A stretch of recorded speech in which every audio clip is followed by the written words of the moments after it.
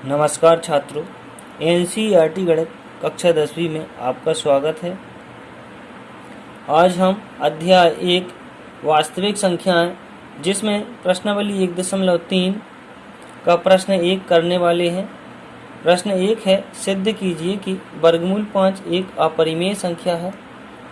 तो आइए हम इसको हल करते हैं।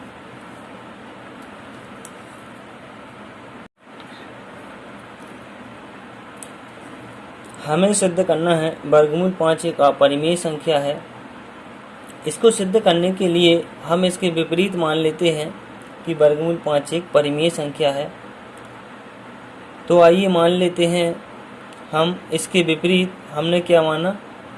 हमने इसके विपरीत यानी कि उल्टा विपरीत माना कि वर्गमूल 5 एक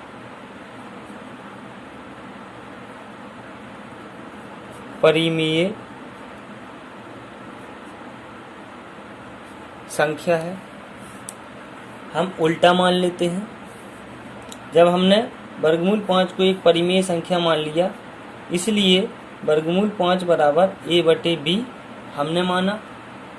a बटे b अंश बटे हर के रूप की संख्या यानी कि परिमेय संख्या, जहाँ पर b बराबर नहीं 0। यहाँ पर a और b पूर्णांक हैं और हमने माना कि a और b पूर्णांक हैं। a और b पूर्णांक हैं तथा a और b में एक के अतिरिक्त कोई उभयनिष्ठ गुणनखंड नहीं है तथा a और b में एक के अतिरिक्त कोई उभयनिष्ठ गुणनखंड नहीं है। कोई उभयनिष्ठ गुणनखंड नहीं है। अब देखिए, यहाँ पर हम बटे 1 कर सकते हैं। तो यहाँ क्या हो जाएगा? अब इसका तिर्यक गुणा हम कर दें तो वर्गमूल 5 का b से हो जाएगा और a का 1 से हो जाएगा। तो यहाँ जब वर्गमूल 5 का b से गुणा होगा तो वर्गमूल 5b बराबर a का 1 से होगा तो a। अब चूंकि हमें ये वर्गमूल हटाना है, इसलिए हम दोनों पक्षों का वर्ग कर देते हैं। तो देखिए, हमने दोनों पक्षों का ये वर्ग कर दिया। ठीक, अब इसका वर्ग होगा तो क्या होगा? ये वर्गमूल कैंसिल हो जाएगा, तो यहाँ बचेगा 5 और ये b वर्ग हो जाएगा बराबर a वर्ग। अब यहाँ आप देखेंगे तो देखिए, ये 5 यहाँ बटे में जाएगा यानी कि भाग में जाएगा। तो यहाँ से हमें पता चलता है कि 5, ये जो 5 है वह b, ये जो 5 है वह a वर्ग को विभाजित करता है। तो यहाँ लिखेंगे चूंकि 5 a वर्ग को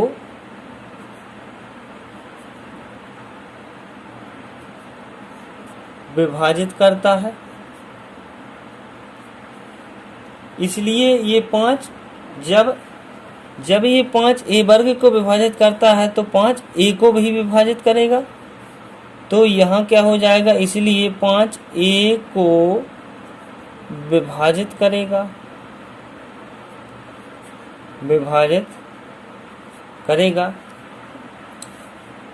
जब 5 a को विभाजित करेगा, इसलिए अब हमने मान लिया कि a बराबर 5 के, जहाँ के कोई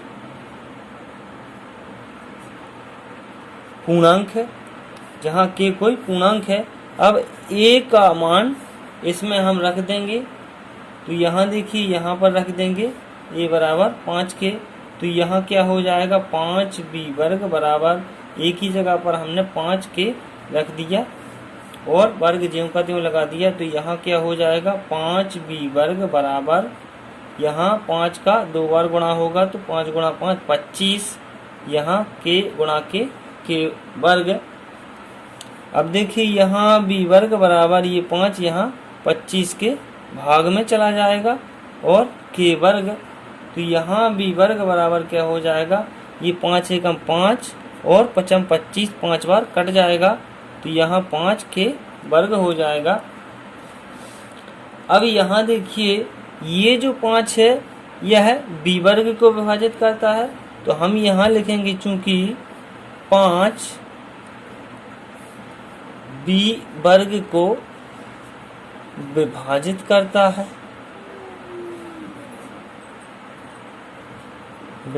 करता है, इसलिए 5 क्या करेगा, b को विभाजित करेगा,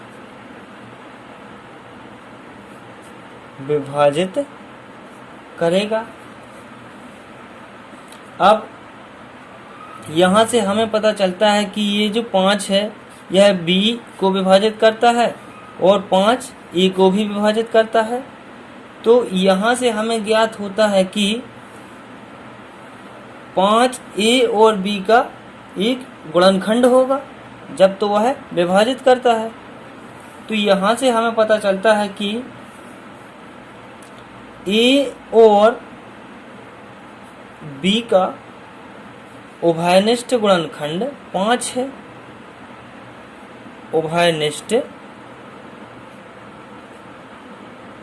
गुणनखंड क्या है, 5 है, जबकि हमने माना था कि a और b में एक के अतिरिक्त कोई उभयनिष्ठ गुणनखंड नहीं है, जबकि हमें यहाँ से पता चल गया कि a और b में एक उभयनिष्ठ गुणनखंड क्या है, 5 है। तो हम यहाँ से क्या निष्कर्ष निकालेंगे कि जब a और b का उभयनिष्ठ गुणनखंड 5 है तो यह हमारी जो हमने कल्पना की थी उसके विपरीत हुआ, उसके विपरीत है। तो यह विरोधाभास हमारी गलत कल्पना के कारण हुआ है कि वर्गमूल 5 एक परिमेय संख्या है। अतः हम निष्कर्ष निकालेंगे कि वर्गमूल 5 एक अपरिमेय संख्या है। अतः हम यहाँ लिखेंगे कि a और b का उभयनिष्ठ गुणनखंड 5 है, जो हमारी कल्पना के कारण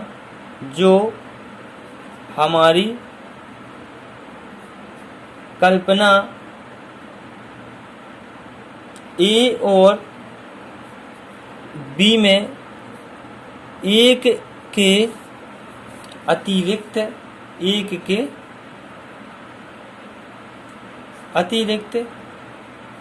कोई उभयनिष्ठ गुणनखंड नहीं है, उभयनिष्ठ गुणनखंड नहीं है के विपरीत है, उभयनिष्ठ गुणनखंड नहीं है के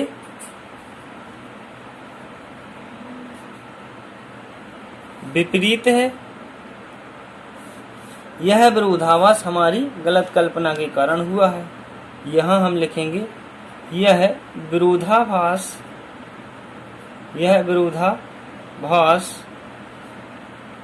हमारी गलत या फिर त्रुटिपूर्ण कल्पना के कारण हुआ है। त्रुटिपूर्ण कल्पना के कारण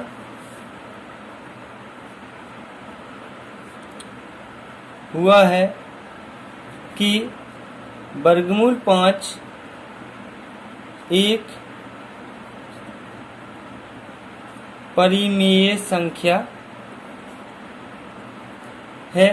अतः हम निष्कर्ष निकालते हैं कि वर्गमूल 5 एक अपरिमेय संख्या है।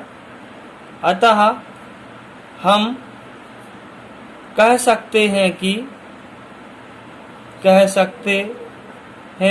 कि वर्गमूल 5 एक अपरिमेय संख्या है। अपरिमेय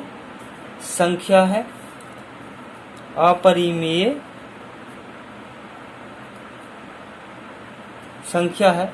इस प्रकार से ये सिद्ध हो जाता है, क्योंकि हमने क्या माना था पहले कि a और b पूर्णांक हैं, तब ए और बी में एक के अतिरिक्त कोई उभयनिष्ठ गुणनखंड नहीं है, जबकि हमने बाद में देखा कि ए और बी का एक उभयनिष्ठ गुणनखंड हमें 5 मिला।